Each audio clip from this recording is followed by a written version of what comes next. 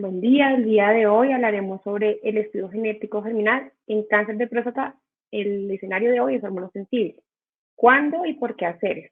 Soy Mari García, médica especialista en genética médica de la Fundación Santa Fe. Para empezar a hablar sobre el estudio genético germinal, pues tenemos que iniciar por algo fundamental y es reconocer qué es una mutación germinal y qué es una mutación o una alteración somática. Brevemente les voy a decir lo que necesitan saber, y es que en este gráfico que vemos la diferencia entre las variantes germinales y las variantes somáticas.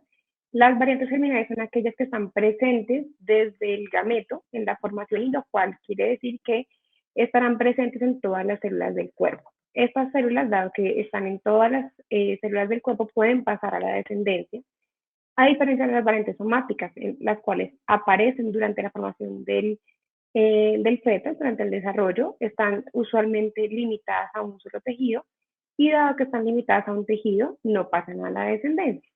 ¿Qué es importante? Que este tipo de variantes, los dos tipos, han sido evidenciadas en cáncer de próstata.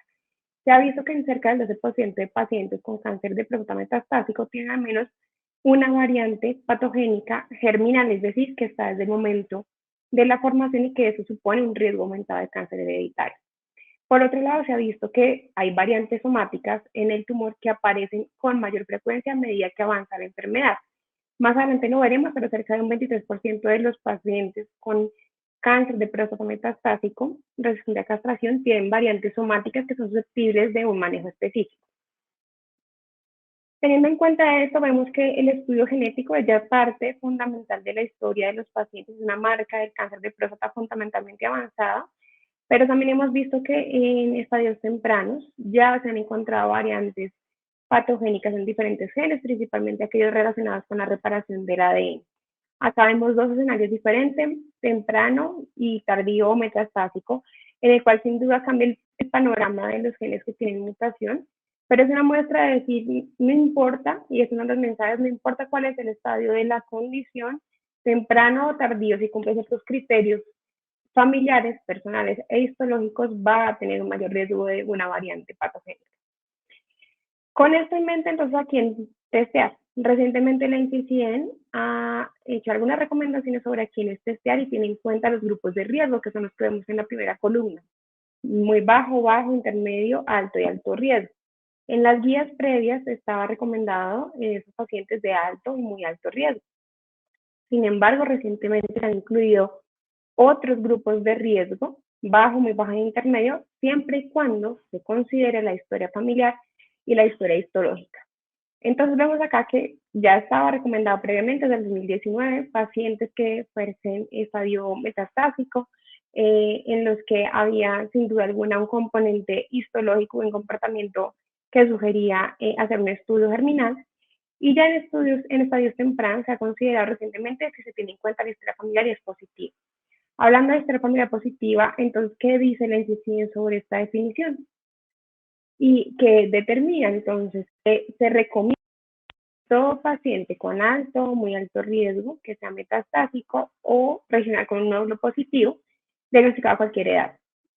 Y los otros grupos de riesgo si hay antecedentes familiares. ¿Qué se considera antecedente familiar positivo? Uno, que tenga más de un familiar de primer, segundo o tercer grado con cáncer de mama, cáncer colorectal menor a 50 años, o un familiar con cáncer de mama, ovario, páncreas o próstata a cualquier edad. Si este mismo paciente ha tenido más de un pariente en primer grado, sea padre o hermano o padre y hermano con cáncer de mama, más en primer, segundo, grado, cáncer de mama, próstata, o si tiene más de tres familiares, personas con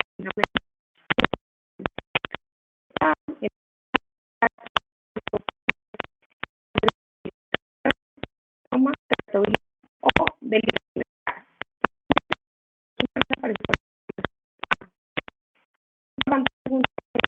una variante genética que sea un estudio y se debe hacer un estudio. Por supuesto, si el paciente ha tenido historia personal de cáncer de mama, que es una bandera roja para síndromes de cáncer hereditario, debe ser considerado el test. Se sugieren quién, en pacientes con cáncer de próstata intermedio que tengan una histología intraductal o cribriforme sin importar la de diagnóstico, y si el paciente ha cursado con cáncer de próstata y otro tumor, como los mencionados relacionados con síndrome de Lynch, también debe ser considerado los estudios. Otros grupos de expertos, como el Consenso de Cáncer de Próstata de Filadelfia en el 2019, tienen recomendaciones similares en cuanto al testeo genético germinal. Sí se recomienda siempre en estadios avanzados, cáncer de próstata metastásico, cáncer de próstata con historia familiar de cáncer de próstata, sea en familiares de primer o segundo grado, en familiares que hayan fallecido por esta condición o que también hayan sido estadio metastásico. Y se recomienda en ciertos grupos, o se debe considerar en ciertos grupos, por ejemplo, si hay ascendencia de sociedades askenazis, por mayor prevalencia de mutaciones BRCA1 y BRCA2, si hay una enfermedad avanzada, la histología que ya mencionaron, o si hay otros tumores que sugieran un síndrome de cáncer heredofamiliar específico, o sea, ovario mama en el grupo de BRCA o algunos otros como Lynch, linfoma, entre otros. También la Asociación Europea de Urología recomienda algunas pautas que en general todas estas se comunican de cuándo realizar pruebas de línea germinal, y en este apartado de la Asociación Europea de Urología recomiendan hombres con cáncer de próstata metastásico, con historia familiar, con miembros de la familia diagnosticados con cáncer de próstata menor a 60 años o con antecedentes de tumores múltiples en el mismo linaje. Bien, ahora ustedes me dirán, ok, entendemos que es importante testearlos y sabemos qué testear, pero es relevante saber qué genes testear, y esta gráfica muestra la disponibilidad de laboratorios y de genes, y es porque muchos de los laboratorios incluyen ciertos tipos de genes, unos más amplios, otros más cortos, unos que tienen experiencia por recomendación institucional, entre otros. ¿Qué es importante? Considerar los mínimos a testear, porque tienen evidencia de alto riesgo de cáncer de próstata, porque tienen evidencia en síndromes de cáncer heredofamiliar, porque tienen evidencia de intervención terapéutica. Entonces, ¿cuáles son estos mínimos que se deben incluir en los paneles? Y por eso esta gráfica es, no importa el laboratorio, siempre que se considera incluir los genes mínimos a estudiar. Y son esos que están acá, los cuales ya tienen evidencia de un riesgo elevado de cáncer de próstata, sea único o familiar. En el caso del gen OXB13, es un gen que altamente ya ha sido estudiado y se ha mostrado que es un gen relacionado con cáncer de próstata familiar exclusivo, solamente este tipo de tumor, pero también otros genes que están relacionados con otro tipo de tumores que tienen evidencia de aumento de riesgo, pero además de cambio en el abordaje, el manejo y el seguimiento.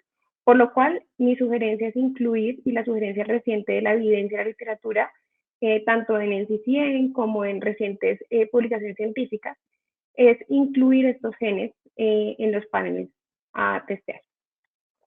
Aún incluyendo todos estos genes, sabemos que a la fecha es un iceberg en el que todavía desconocemos una gran parte del porcentaje de etiología molecular en pacientes que cumplen con todos los criterios de cáncer heredofamiliar o que tienen un curso avanzado al momento del diagnóstico, por lo cual, haciendo y recomendando el abordaje de estos genes que vimos previamente, todavía hay un 80 o un 92% de genes que esperaremos se descubran en los próximos años y que seguramente se incluirán en futuras revisiones en medida que la literatura nos muestre más evidencia. ¿Cuáles son los posibles resultados que tendrán las pruebas genéticas? Y son tres grandes opciones: patogénico, benigno, de significado incierto. Cuando una prueba reporta como benigna, quiere decir que a la fecha se han encontrado cambios, estos cambios ya han sido recategorizados a benignos y que no están relacionados con enfermedad o que tienen una alta frecuencia en la población general, por lo cual no se es una enfermedad. Patogénico es aquel cambio en el ADN que tiene evidencia que su cambio altera la proteína, la función de la proteína, que tiene una baja frecuencia en las poblaciones y que ya está reportado en diferentes bases de datos de modelos bioinformáticos como un efecto deleterio y se confirma como patogénico o asociado a la enfermedad. Esos son los genes que se estudian en las familias y que se hace cascada de testeo, porque se sabe que hay un riesgo aumentado de que este daño en la proteína pueda generar un fenotipo. Por último, pero no menos importante, las opciones de variantes de significado incierto, que son algunos de los reportes que realmente generan preocupación para todos los especialistas, y es, como su nombre lo dice, un significado incierto. Es decir, que a la fecha del reporte, de la revisión del estudio, no había evidencia suficiente para categorizarlo en patogénico o en benigno. ¿Qué quiere decir? Que son pacientes que a la fecha pueden tener un reporte negativo cuando se valora, pero son pacientes que se deben seguir anualmente o en la medida en que se pueda recategorizar la variante, esto con revisión de estudios informáticos, aplicación de algoritmos que permitan determinar si la función en la proteína es valorable y también con estudios de segregación en las familias para poder asignar la patogenicidad de la variante, sea patogénica o benigna. ¿Qué es importante de considerar el momento de testear o de ofrecerle al paciente un testeo en línea germinal? Por supuesto, la historia personal con la edad, el tipo de tumor, la histología, el estadio al momento del diagnóstico, la historia familiar, otros factores de riesgo que el paciente pueda tener.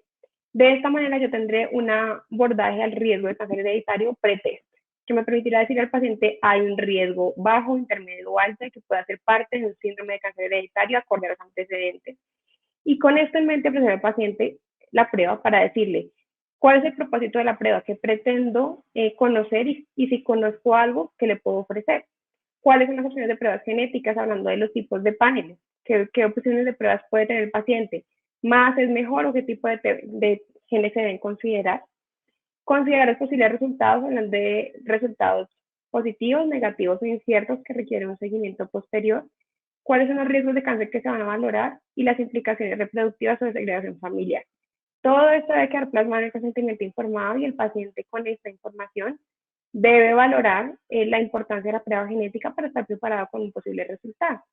De acuerdo a esto, en los individuos afectados, ¿cuál es la indicación de las pruebas genéticas que ya hemos visto? Es identificar riesgos adicionales de cáncer, identificar o guiar el tratamiento acorde a mutaciones o variantes patogénicas que sean susceptibles de terapia dirigida, lo que nos va a llevar hacia la denominada era de la medicina de precisión acorde a pruebas genéticas. Por supuesto, testear familiares en riesgo acorde a pacientes con la enfermedad que tengan una variante de riesgo y en individuos no afectados pero con historia familiar, informar de pruebas o de medidas de anticipación de seguimiento y hacer la cascada de testing en la familia. Con eso entonces, ¿qué tenemos hasta hoy de información?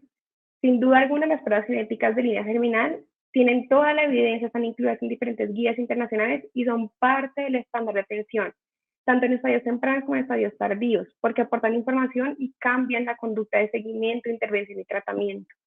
Diferentes directrices recomiendan no solamente incluir alto riesgo, sino también riesgo bajo, intermedio y muy bajo, acorde a la historia familiar.